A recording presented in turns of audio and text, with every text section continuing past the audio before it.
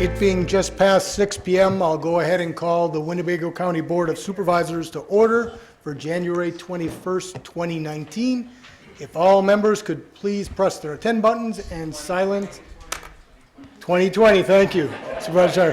2020, if all members could please press their attend buttons and silence any cell phones.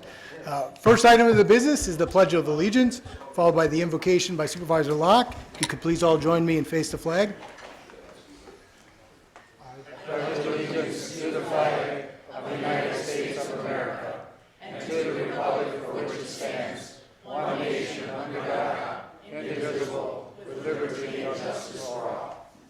And now the invocation by Supervisor Locke. We come to you tonight asking for your guidance, wisdom, and support as we begin this meeting. Help us to engage in meaningful discussions, allow us to grow closer as a group, and nurture the bonds of our communities. Amen. Thank you, Supervisor Locke. Next item on this evening's agenda is a motion to adopt this evening's agenda. For that, I'll call on Supervisor Albrecht.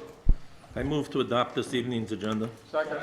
There's a motion and a second to approve this evening's agenda. We'll do a voice vote. All those in favor say aye. Aye. Opposed? Motion carries unanimously. Moving on down to the next item, and that's a time at each meeting in which we allow an opportunity from anyone from the public to speak on any item on the agenda or any item under county jurisdiction. Is there anyone who wishes to speak this evening?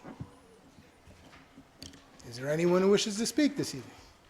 I'll say one last time, is there anyone who wishes to speak? Seeing none, we'll go ahead and close that portion of the agenda, and we'll move on to the next item, and that's correspondence. For that, I'll call on Clerk Ertmer. Oh, excuse me, I'll call on Julie Barthos. Please go right ahead. Good evening, everyone. My first item is Supervisor Eisen brought it to my attention that there's an error in the proceedings. That's why you have another copy on your desk tonight. The original one that was sent, resolution number 253, had been printed twice, and it was supposed to be resolution number 254. So that's the reason for that correction. We have two petitions for zoning amendments. No. I don't have one. Please go ahead. We have two zoning petitions. Number one is from George Contos, Revocable Trust, Town of Winnebago, for tax parcel numbers 0300623, 03006.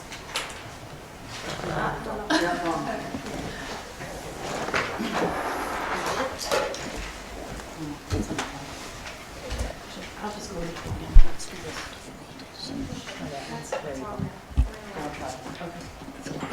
We have two zoning petitions. The first one is from George Contos, Revocable Trust, Town of Winnebago, for tax parcel numbers 0300623, 0300624, 0300597, 0300598, and 0300634 to rezone from B2 to R2. Number 002 for Howard Ross, Town of Monroe, tax parcel numbers 016-037105 P.M. Kranz, to rezone from B2 to A2. We have a notice of claim from American Family Insurance on behalf of Alan F. Sens for damages to a vehicle that occurred on October 1st, 2019. Will be referred to the Planning or Personnel and Finance Committee. Resolutions from other counties. We have a number of them. Eau Claire County, resolution number 19-20-078, R-163-035, supporting the Wisconsin legislature to revise Chapter 814 to make filing fees consistent between the clerk of court and register and probate, will be referred to the legislative committee. Gaming County, resolution number 114-2019-20, supporting the governor and legislature to submit an application for a waiver from Centers for Medicare and Medicaid Services of the Medicaid Institute for Mental Disease exclusion to allow federal reimbursement of short-term acute care and transition planning for persons with serious and persistent mental illness, will be referred to the legislative committee. Allegheny County Resolution Number 128, 2019-20, support to revise state statutes for consistency by requiring fees and costs charged by the Register and Probate Office and Clerk of Circuit Court Office to be identical for the same item of service, was referred to the Legislative Committee. Washera County Resolution Number 40-1219, support to revise Wisconsin state statutes for Clerk of Court and Register and Probate Offices charges for court cost fees and surcharges, again to the Legislative Committee. Last one, Wood County Resolution 19-1220, support the proposed revision to Chapter NR 151, Wisconsin Administrative Code, which will set newer targeted performance standards and prohibitions to abate pollution of groundwater by nitrate in areas of the state with highly permeable soils that are susceptible to groundwater contamination. We'll refer to the Legislative Committee. Thank you, Deputy Clerk Barthos. Moving on to the next item, and that's reports from committees, commissions, and boards. Any reports from committees, commissions, and boards? First, I'll call on Supervisor Eisen, followed by Vice Chairman Egan. Thank you, Mr. Chairman. I'd like to report from the Emergency Management Committee that it met Monday, January 6th, and Director Coleman reported that the mobile command post contract was awarded to LDV of Burlington, Wisconsin, and that delivery is expected in August of 2020.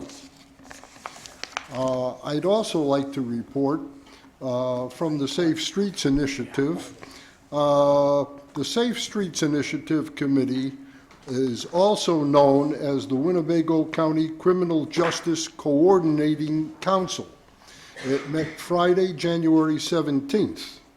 A presentation regarding the desire to expand the Allegheny County COTS and Riverview Gardens program was delivered by Cindy Sahatsky, Executive Director, because their area of operation includes Winnebago County municipalities and the needs of Oshkosh are similar to Appleton. Mention was made of the District Attorney's new initiative and that COTS will continue to seek Winnebago County financing and support. At that meeting, an Esther social worker advocate made an impassioned plea for Winnebago County support for COTS. And as to the District Attorney's Justice Support Services Program, he awaits remodeling at the Orrin King Building and has modeled his program on the La Crosse, Wisconsin program. He is expecting some 630 participants.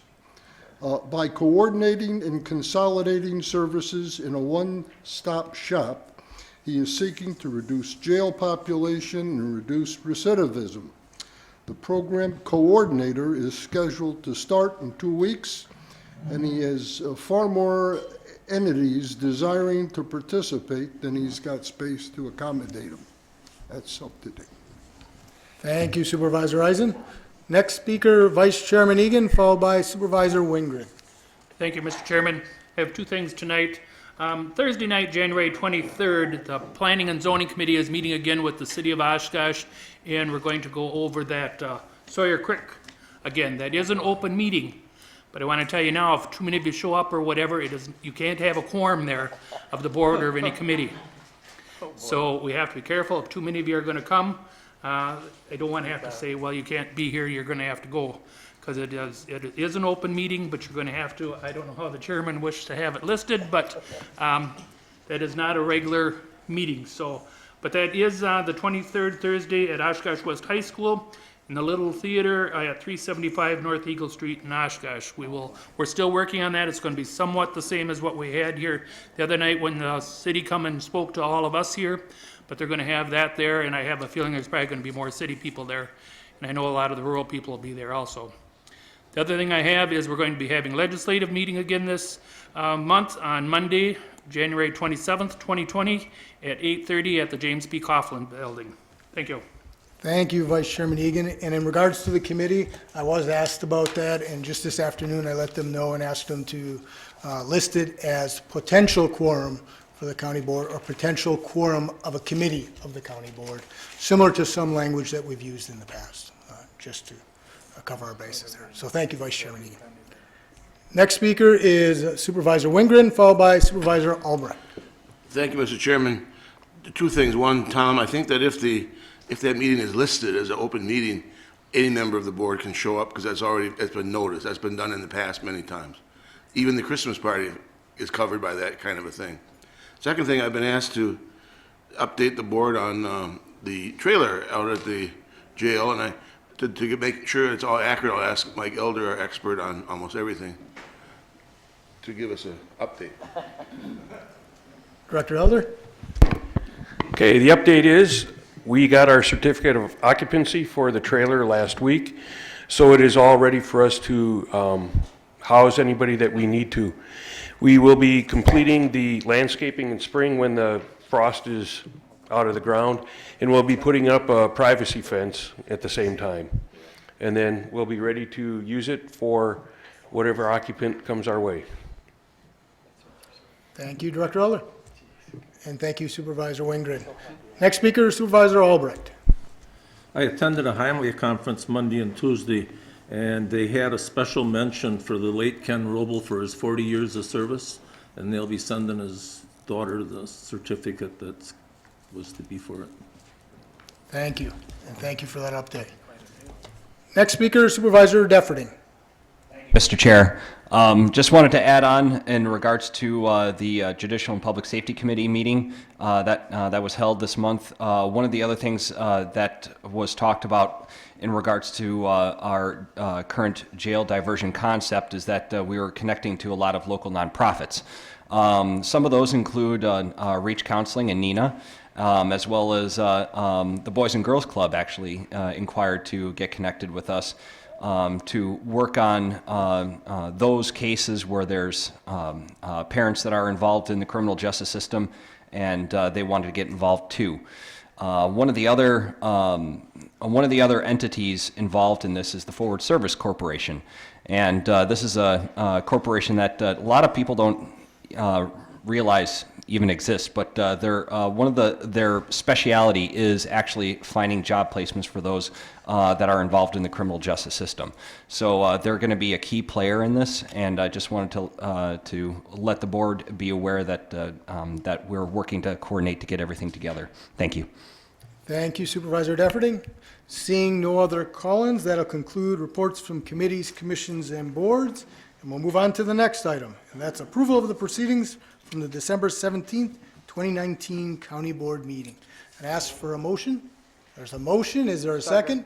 There's a motion and a second to approve the proceedings from December 17th, 2019. Any discussion or changes? Seeing none, we'll do a voice vote. All those in favor say aye. Aye. Opposed? Motion carries unanimously. Moving on down to the next item, and that's County Executive's report and County Executive's appointment. Executive Harris? Good evening. I've got three short items I want to mention. There's Resolution 267, which is an easement. What that is we had to give the city an easement to get water and utilities to Parkview. We now want the right to cross the easement we gave them with the driveway of the new CBRF mental health facility. So that's why we need to get this easement, is to complete that driveway. The other item I want to talk about, of course, is the big one on this agenda, is Resolution 268, which is an accumulation of all the road projects for 2020, and they're going to be presented as a group. The first presentation was at your last meeting, of course. And that brings me to, you should all have a copy of the capital improvements plan. Understand what this is.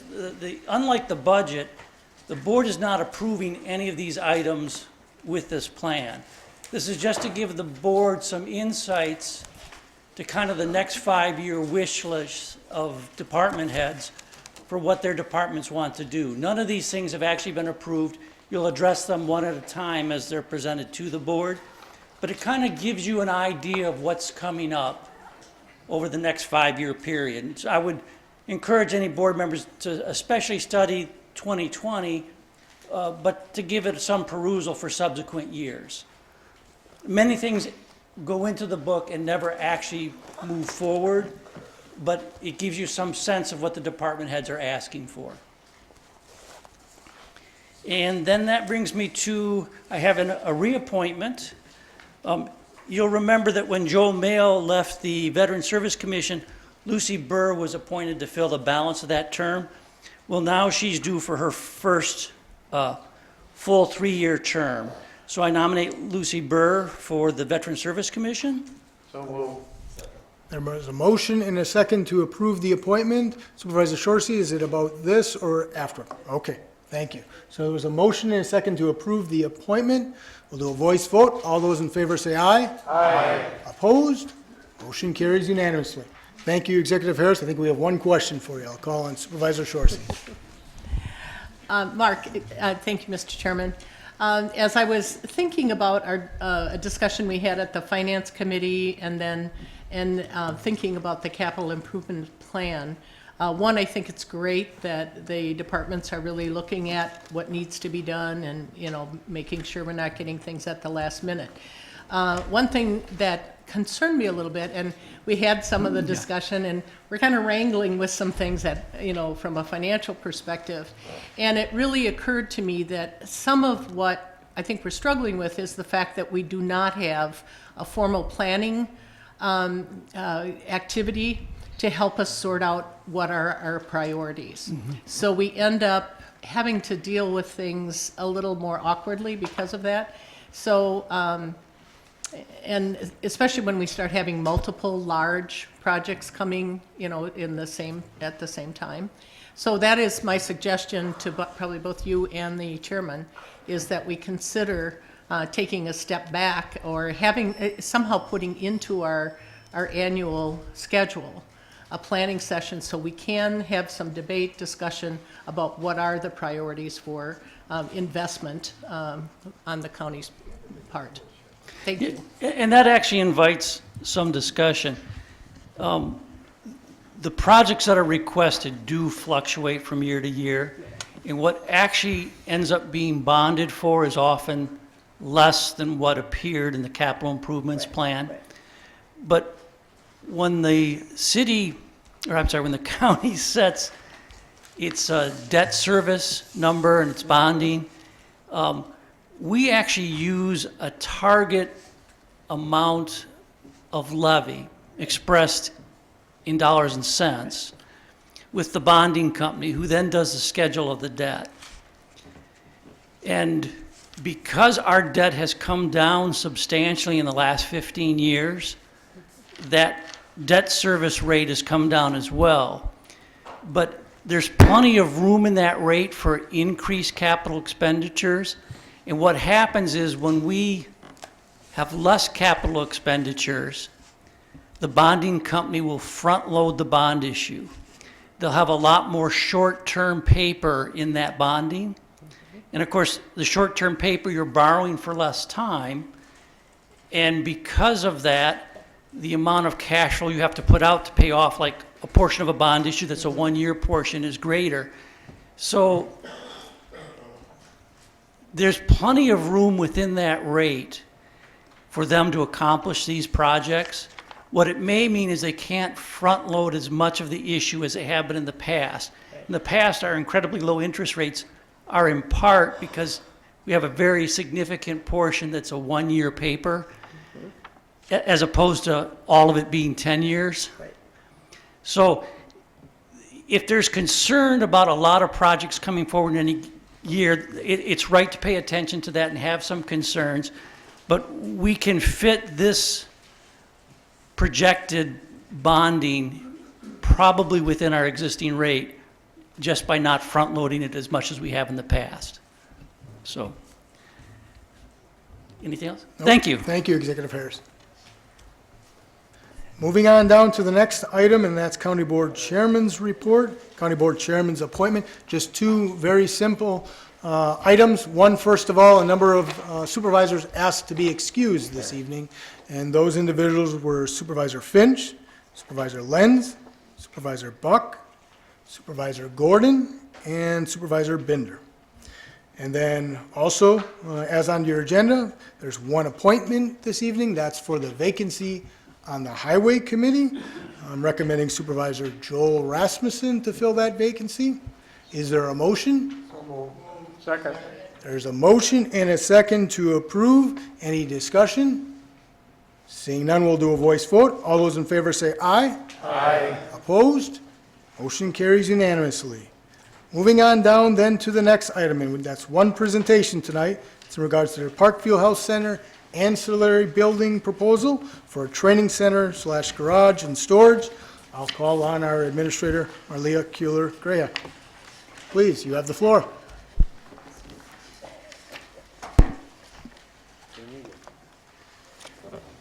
And you all should have, I believe, a copy of a presentation at your desk.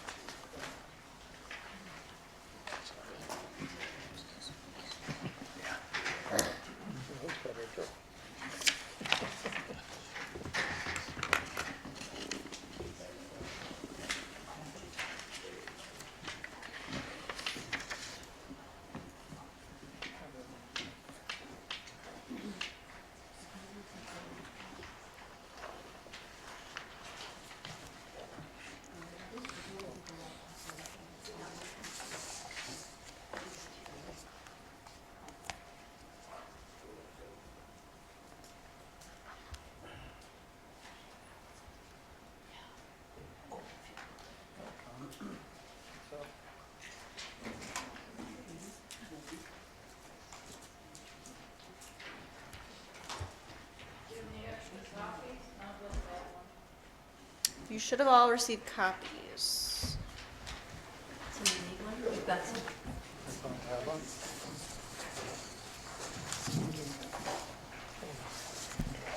Don't assume millennials are always good at technology.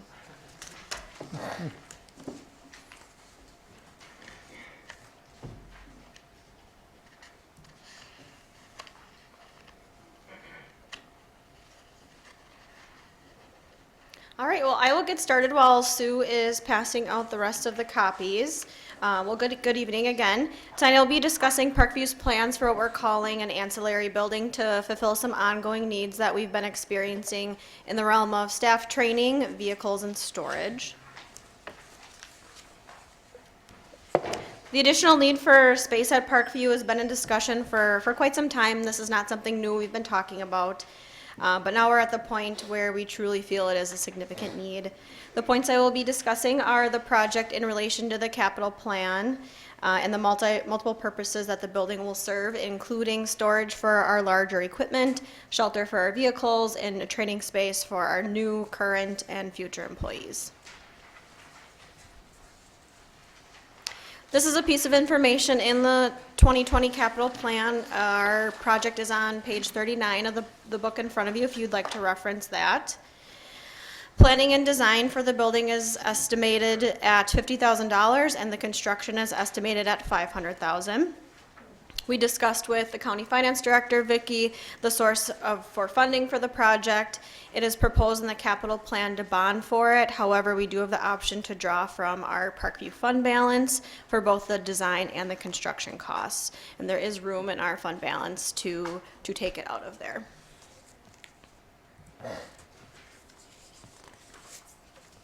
Again, the purpose of the building is to serve multiple needs, storage being one of them.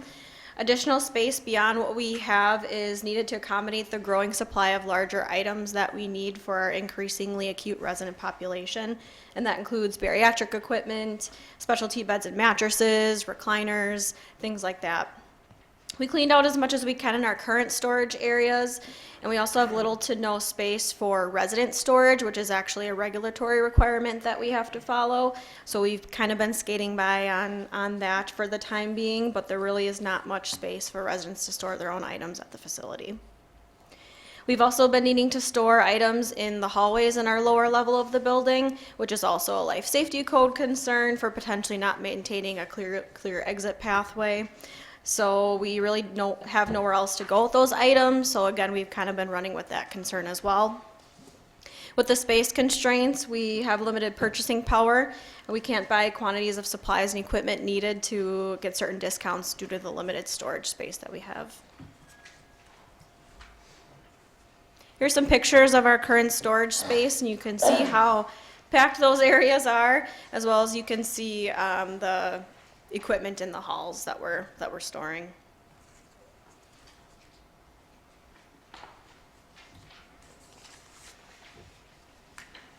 Garage space would be an additional component of the ancillary building.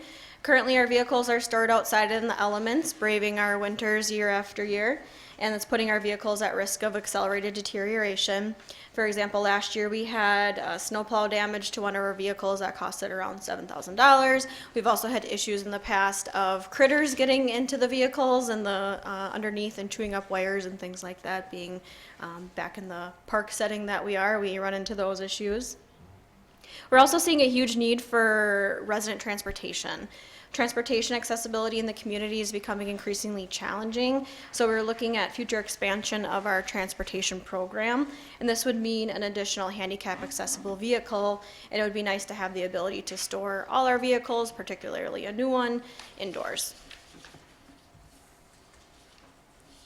The third component of the building would be utilized as a training center. The new Parkview building did not include space designated for employee training, so we have been using what we call our multi-purpose room. This room is in constant demand from residents and families using it as a gathering space, practitioners holding clinics and seeing residents, staff use it very commonly for meeting spaces. Also, we hold our orientations and staff trainings in there as well. The room was not meant for training, so it's not conducive for training purposes. We can't fit beds in there or leave training scenarios set up, so we constantly have to keep setting up and taking down training scenarios, which is very time consuming. New employee orientations are held multiple times per month. These are sometimes needing to be pushed out just due to the availability of space, which is obviously not ideal as we're trying to bring on our new staff as quickly as possible, in particularly CNAs. The other side of that is provider clinics having to be pushed out due to room availability, which is also not a good situation.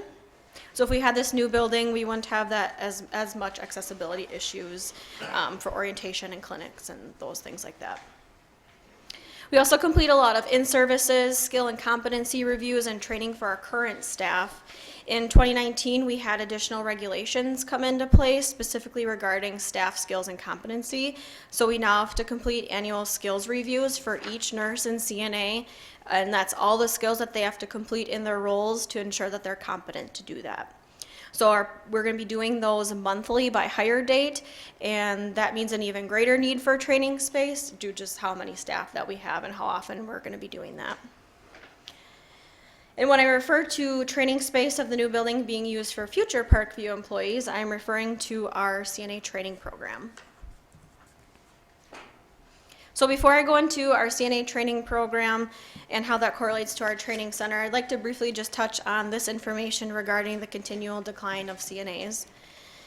Since 2012, the number of CNAs on the Wisconsin registry has declined more than 25%, which equates out to be about 20,000 fewer active CNAs, and that's just in Wisconsin. So we need to keep finding ways to combat that shortage, and creating our own CNAs is one way to do that.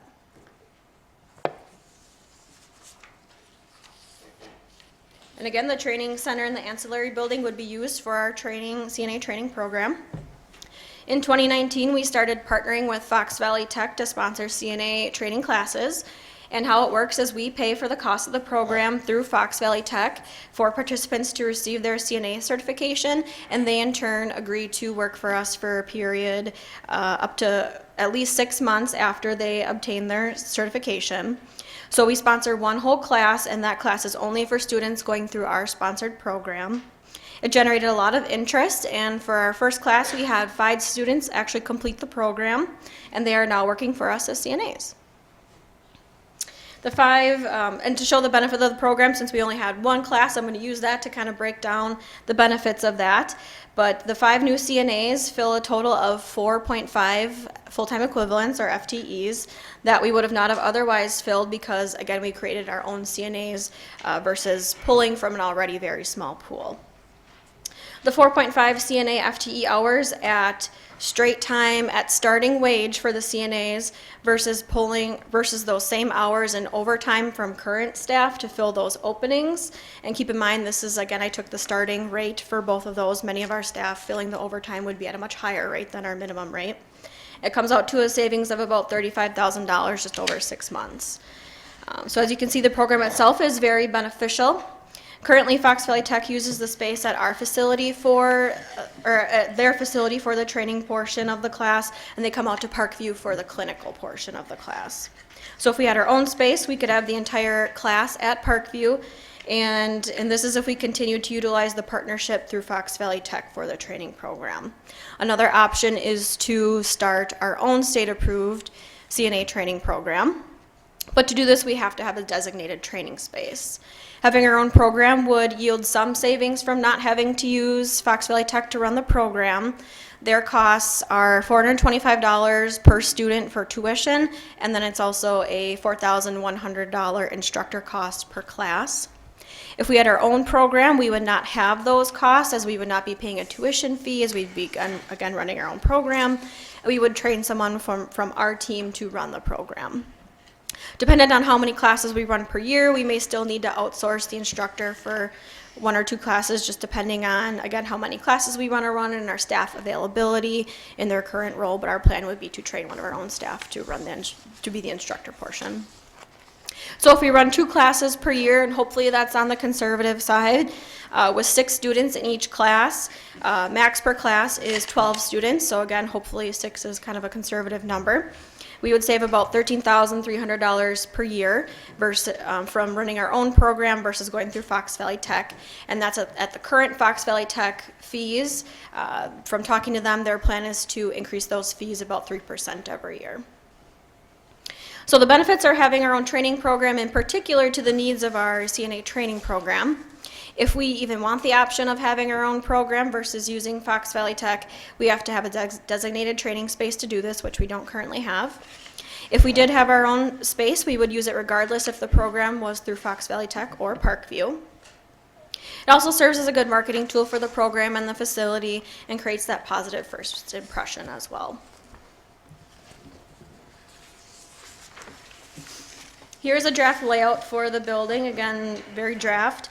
If design funds were approved, we will work with the architect to come up with a more precise design with square footage and other details. Ideally, the addition would be connected to our current building, but there is not really a good place to add on for that. So the building would be part just on the grounds, but a separate building where there's mostly currently an unused parking lot next to our therapy department. And I'll show you that on the next slide that I have here. We discussed options of the style of building, including more basic pole type of building, and the feedback that we received thus far from the committees is to have the building match the outside of Parkview. Again, particularly this is a training center. Again, we want to create that good first impression. So you can see from this aerial photo, the red square is where we are planning to put the building. Again, that parking lot is mostly just used by our therapy staff. So we would plan to put it there in location to our campus.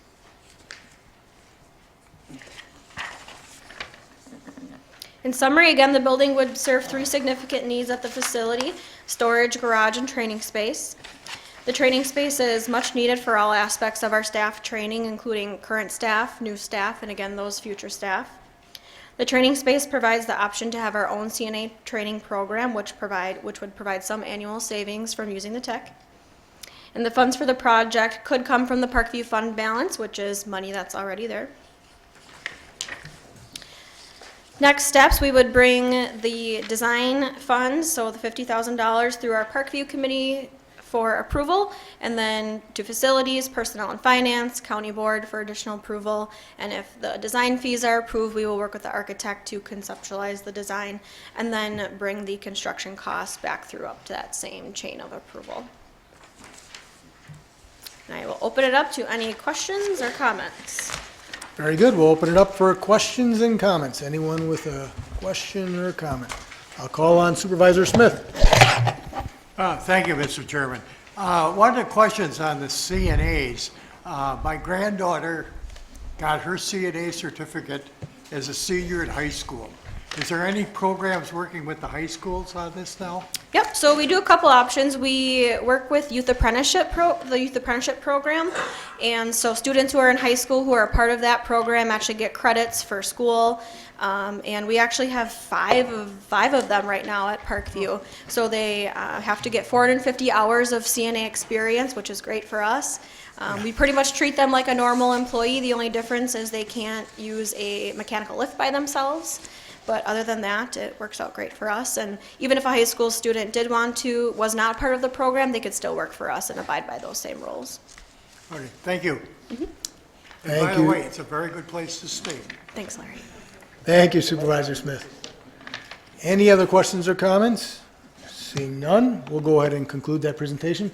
Thank you very much, Administrator Keeler-Grayett, for our presentation.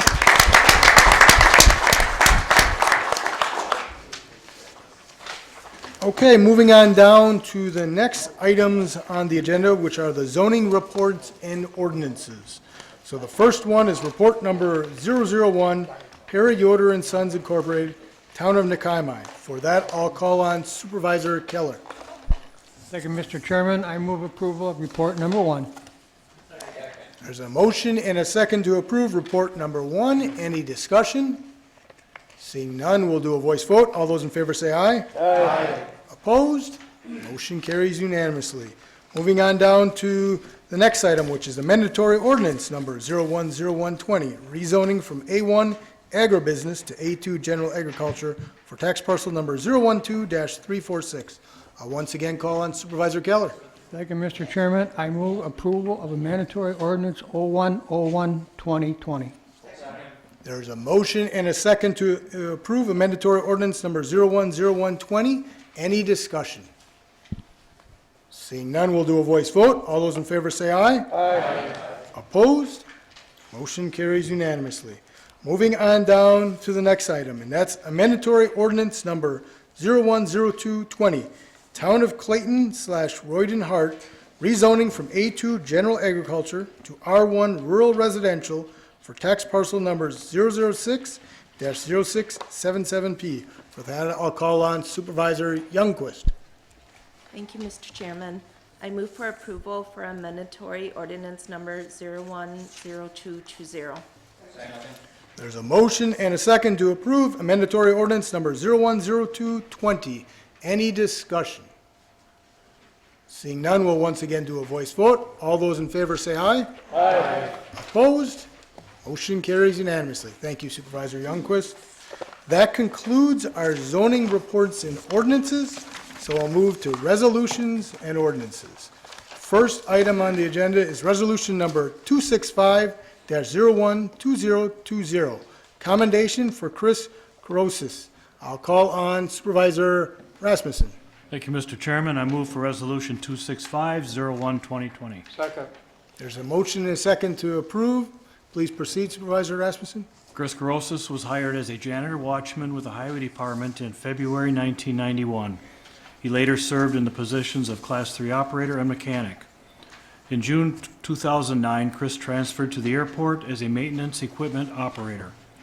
Chris has many talents that allowed him to complete a wide range of projects for the airport. He was an essential part of the airport maintenance group and played an important role in preparations for AirVenture. He was involved with all the surface painting prior to the convention, and most notably was the person who painted all the landing zone dots for AirVenture. We hope Chris enjoys his well-earned retirement. He will be missed by the airport. So there was a motion and a second to approve. We'll do a voice vote. All those in favor say aye. Aye. Opposed? Motion carries unanimously. Thank you, Supervisor Rasmussen. Next item is resolution number 266-012020, disallow claim of Progressive Group of Insurance Companies on behalf of Ashley N. Salvang. I'll once again call on Supervisor Rasmussen. 6601-2020. There's a motion and a second to approve resolution number 266-01-2020. Any discussion? Seeing none, we'll once again do a voice vote. All those in favor say aye. Aye. Opposed? Motion carries unanimously. Moving on down to the next item. That's resolution number 267-01-2020. Authorize an easement encroachment agreement between Winnebago County and the city of Oshkosh. For that, I'll call on Supervisor Keller. Thank you, Mr. Chairman. I move for resolution number 267-01-2020. There's a motion. Is there a second? There's a motion and a second to approve resolution number 267-01-2020. Any discussion? Seeing none, we'll once again do a voice vote. All those in favor say aye. Aye. Opposed? Motion carries unanimously. Moving on down to the final item, and that's resolution number 268-01-2020. Authorize $8,998,800 for the Winnebago County Highway Department's 2020 annual bridge and road paving program and $350,000 for the Highway Department parking lot Phase 1 to be funded with $3,715,500 from outside sources and $5,633,300 in bond proceeds that will be advanced from the general fund and reimbursed from a subsequent bond issue. For that, I'll call on Supervisor Albrecht. I move for the authorization of Resolution 268-012-20. There's a motion and a second to approve resolution number 268-01-2020. And I did note one correction that I'll just point out right off the top, and please correct me if I'm wrong, Finance Director Fitzgerald, but I think on line 35, at least on mine, I think it's missing a 9 before the 348. So just to clarify, because that's the total sum, so on line 35, it should say $9,348,800. I just wanted to make sure that we had that correction for the record. Thank you, Supervisor Albrecht. I'll call on Supervisor Eisen. Thank you, Mr. Chairman. I'll call for a recorded vote, please. Absolutely, we will do so, Supervisor Eisen. Any other discussion? Seeing none, we'll go ahead and honor the request for a recorded vote. Vote aye if you approve the authorization, vote no if you do not.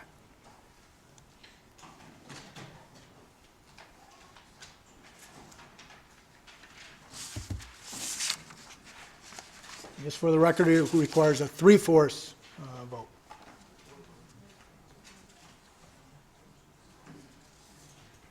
And that motion carries 28-1.